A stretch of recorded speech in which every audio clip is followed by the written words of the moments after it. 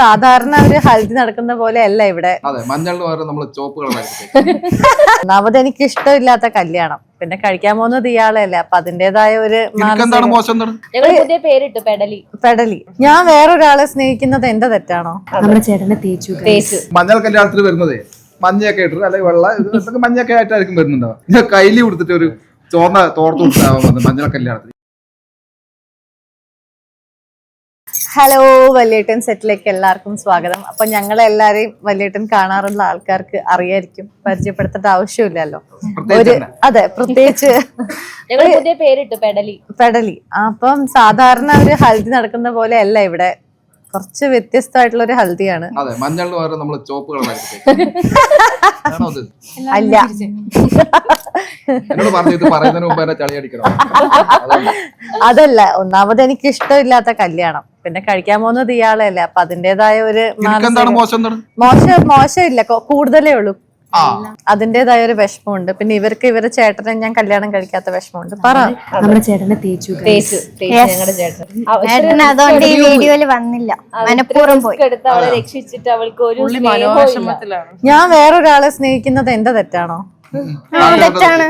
തെറ്റാ ഞങ്ങളുടെ സ്നേഹിച്ചു. അതെന്ത്, ഞാൻ പുറത്തു പോയി പഠിച്ചു വരുമ്പോഴേക്കും ഞാൻ ഇവിടെ സ്വപ്നം കാണുവാണോ ഗിരിയേട്ടൻ എന്നെ സ്നേഹിക്കുന്നുണ്ടെന്നാണ്? കെട്ടിച്ച് തരൂല ഞങ്ങള്. അല്ല, എന്ത് കുഴപ്പമുണ്ടായിട്ടാണ് ഈ പിന്നെ ഇവന് ഇതെന്താ സമ്മേളനോ? നമ്മൾ ഹൽദിനെ കുറിച്ചാണ് ഹൽദി എന്ന് പറയുമ്പോ ഇവിടെ കുറെ മഞ്ഞ സ്വീറ്റ്സും മഞ്ഞളും. ഈ സ്വീറ്റ്സ് എന്ന് പറഞ്ഞാൽ ഞങ്ങൾക്ക് അത് തൊടാൻ പോലും തരുന്നില്ല, അതാണ് ഞങ്ങളുടെ വിഷമം. ഇതൊക്കെയാണ് ഞങ്ങളുടെ ഹൽദി വിശേഷം. വല്യേട്ടൻ വന്നു.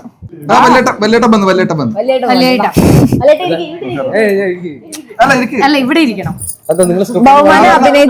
എല്ലാവരും പിന്നെ മഞ്ഞൾ കല്യാണത്തിന് വരുന്നതേ മഞ്ഞയൊക്കെ ഇട്ട് അല്ലെങ്കിൽ വെള്ള മഞ്ഞയൊക്കെ ആയിട്ടായിരിക്കും വരുന്നുണ്ടാവും.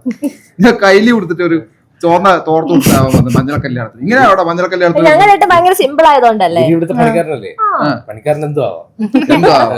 ഇതേപോലെ തന്നെ ആയിരുന്നു അന്ന് ജ്വല്ലറിയിൽ വന്നത്, ഒരു കൊടയും പിടിച്ചിട്ട് അല്ലേ? പക്ഷെ ആൾക്കാരൊന്ന് ഇടിച്ചിടാൻ ഞങ്ങളുടെ ഏട്ടൻ വേണം. പ്രേക്ഷകരോട് പറഞ്ഞിട്ടുണ്ട്, നമ്മുടെ ഈ കല്യാണം മുടക്കാനായിട്ട് ഞങ്ങൾ പ്രാർത്ഥിക്കാൻ കുറച്ച് മഞ്ഞളെടുക്കട്ടെ. ഇതിനാണോ ഞാൻ കല്യാണം കഴിക്കേണ്ടത്? നിങ്ങൾ തന്നെ പറയൂ. വേണ്ടയോ? നിങ്ങളുടെ അഭിപ്രായം.